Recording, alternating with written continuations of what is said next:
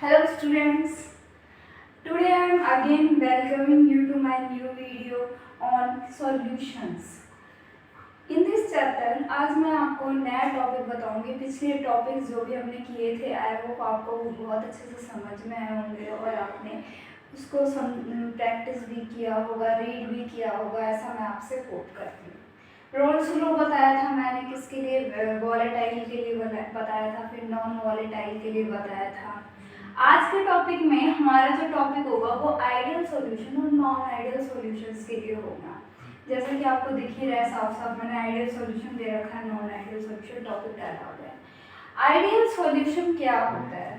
आप आइडियल कब बोलते हैं? सबसे पहले तो आप इस वर्ड को समझो। आइडियल का मतलब होता है जिसे आप किसी को आइडियल कब मानते हो? जब आप किसी से कुछ सीखते हो। That is perfect. एक कहते हो ना आप परफेक्ट होना, हर चीज़ में बहुत ही अच्छा होना, जिसमें पॉजिटिव फीडबैक ज़्यादा आता है और नेगेटिव आपको कम मिलता है, मतलब आप पॉजिटिवली ज़्यादा गेन करते हैं उस केस में। तो आइडियल सॉल्यूशन ऐसा सॉल्यूशन होता है according to the definition in chemistry.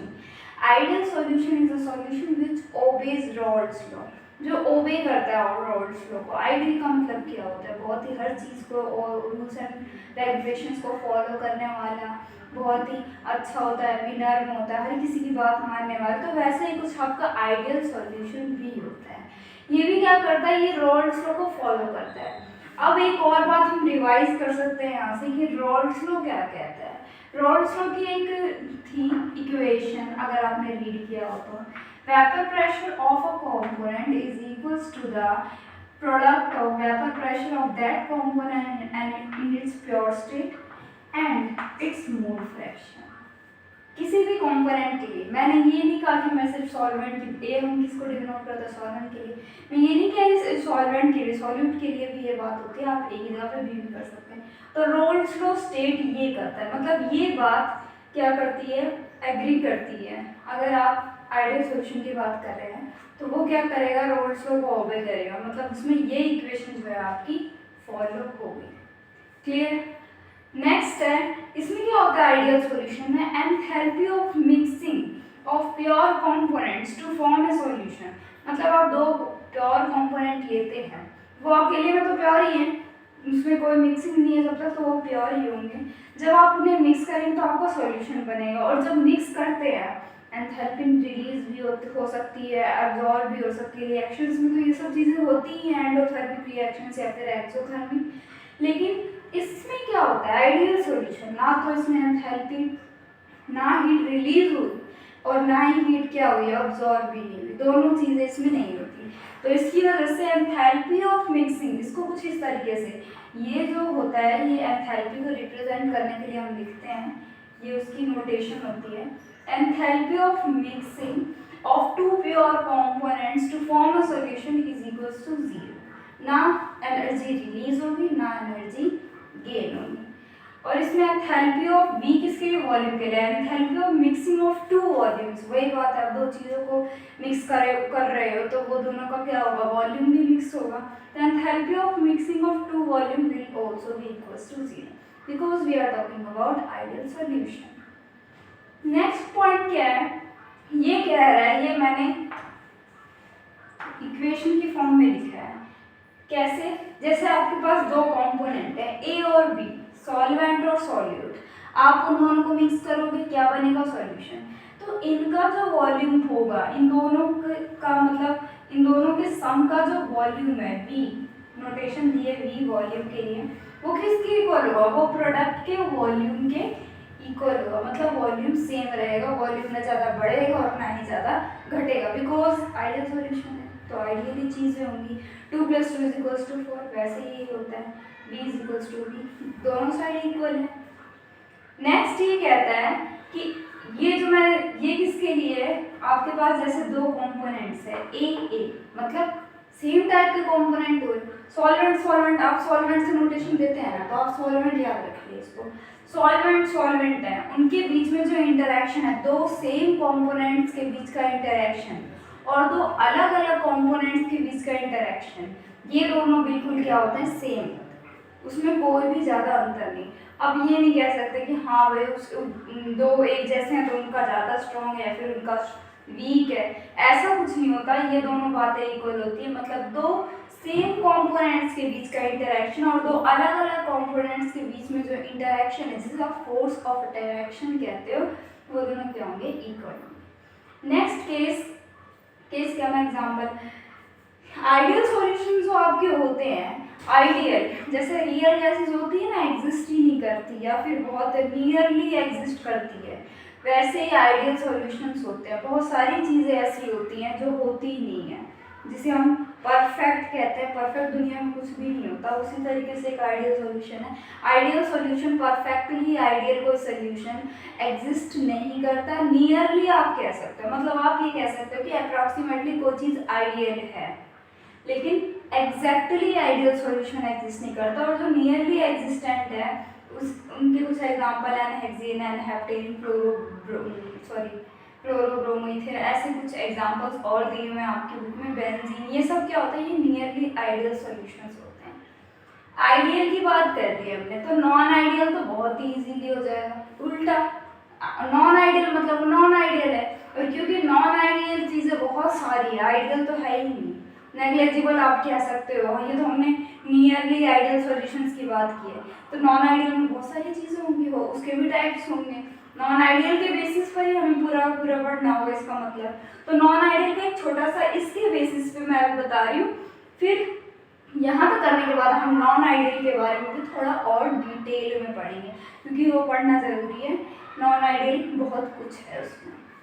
Non ideal solution ये अगर रोल्स लॉ को ओबे करता है, मैं आपको कोशिश कर रही हूँ ये डिफरेंस की फॉर्म में एक्सप्लेन करने की। डिफरेंस की फॉर्म में बहुत इजीली हो जाता है, और क्वेश्चन भी आ जाएगा, ideal solution non ideal solution के बीच में डिफरेंशिएट करो, इजीली कर दोगे। कैसे ओबे करता है रोल्स लॉ को, ये नहीं करता, does not obey rules law, सीधी सी बात है, लिख देना। अगर ये रोल्स लॉ को ओबे करता है तो ये वाली इक्वेशन अप्लाई होती है ए के लिए या बी के लिए, मतलब दोनों कंपोनेंट के लिए। लेकिन अगर ये रोल्स लॉ को ओबे नहीं करा, मतलब नॉन आइडियल तो नहीं करेगा रोल्स लॉ ओबे, तो यहाँ जो इक्वल्स का साइन है ना, ये नॉट इक्वल टू में तब्दील हो जाएगा। क्लियर?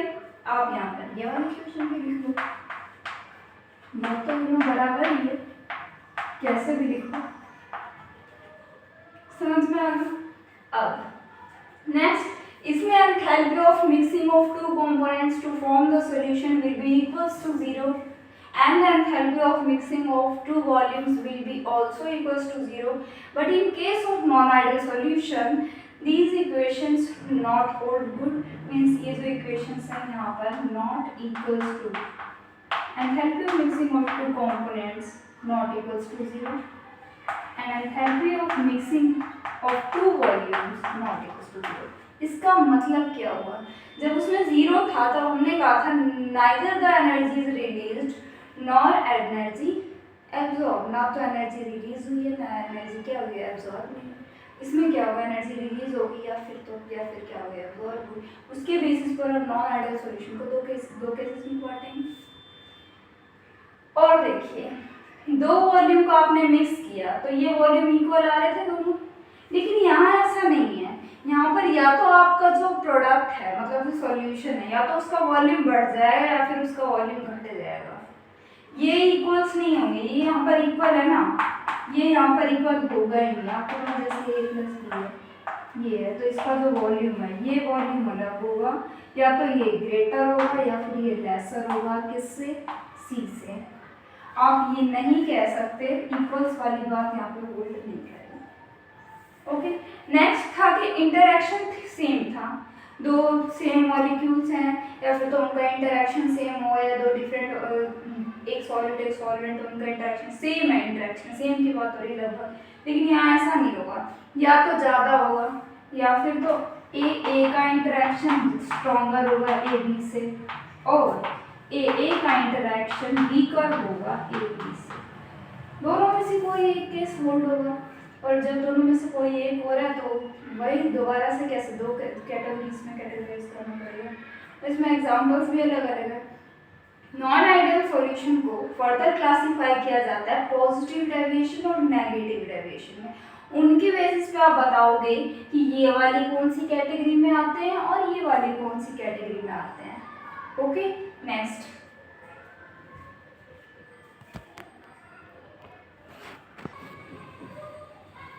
है further classification of non ideal solutions into positive deviation solution in the solution showing positive deviation and the solution showing negative deviations.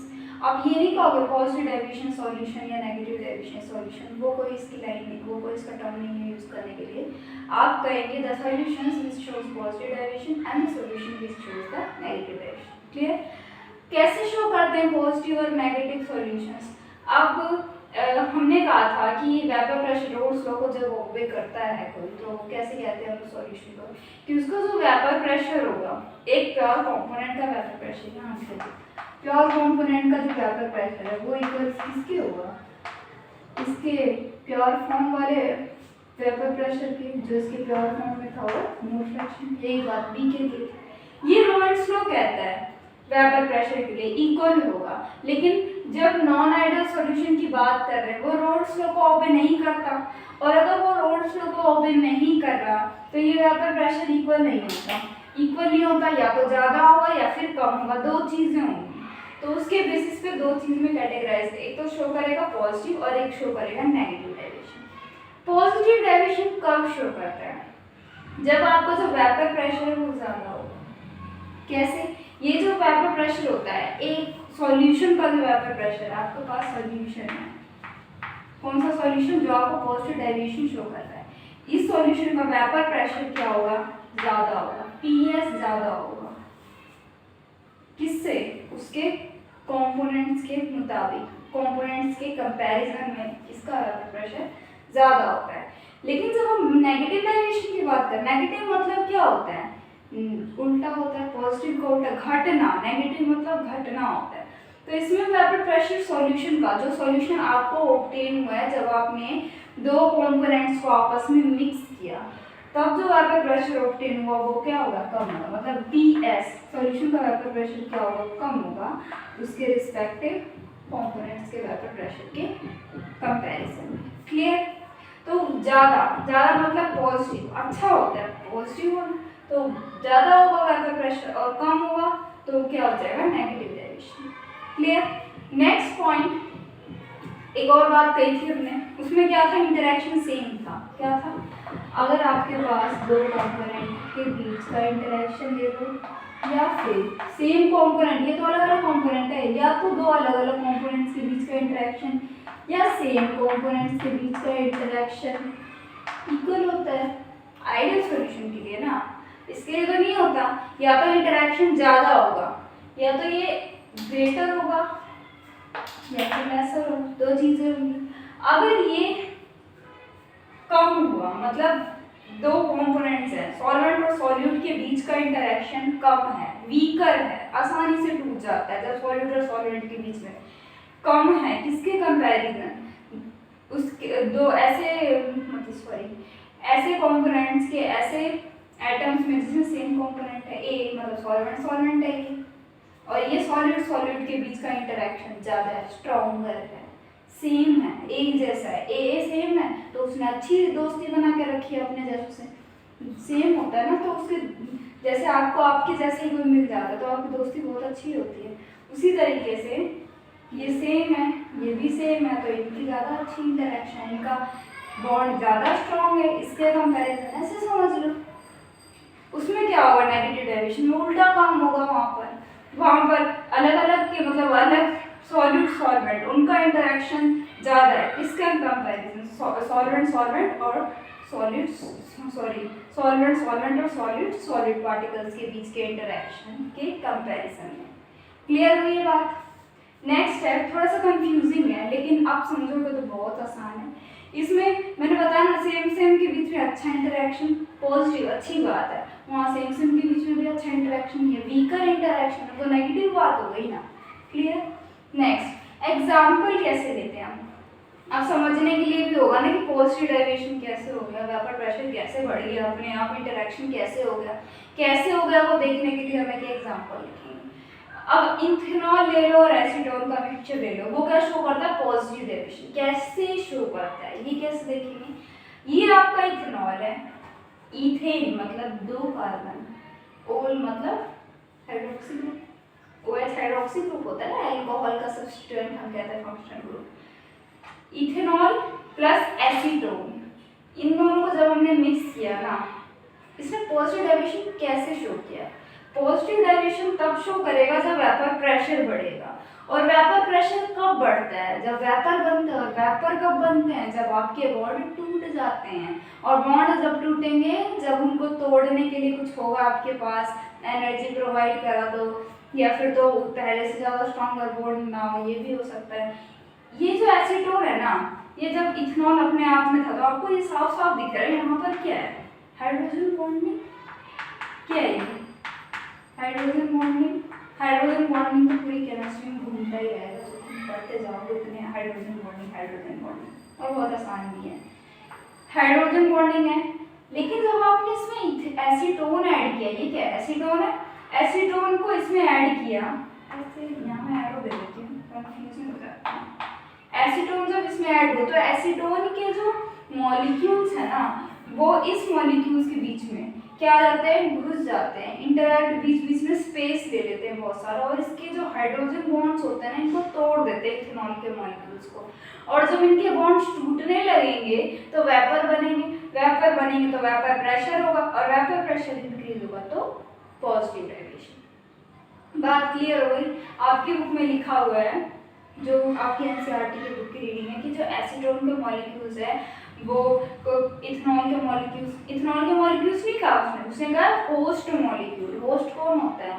जिसके घर आप जाते हो, आप गेस्ट हो, वो होस्ट है। ये इसके घर आया है तो ये होस्ट है, ये गेस्ट है। होस्ट मॉलिक्यूल्स के बीच में चला जाता है, टूट जाते हैं वेपर प्रेशर तो पॉजिटिव डेरिवेशन। क्लियर?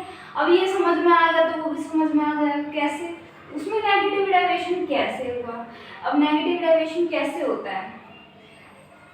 यहाँ पर ये होना चाहिए कि जब आप मॉलिक्यूल्स को मिक्स कर रहे हो, वेपर प्रेशर बनना चाहिए ना। दो सॉल्यूशन जब आपस में मिक्स हो रहे हैं तो वेपर प्रेशर अच्छा होना चाहिए पॉजिटिव के लिए। यहाँ पे कम कैसे हो रहा है? मॉलिक्यूल टूटेंगे तब वेपर प्रेशर बनेगा, ये बात है।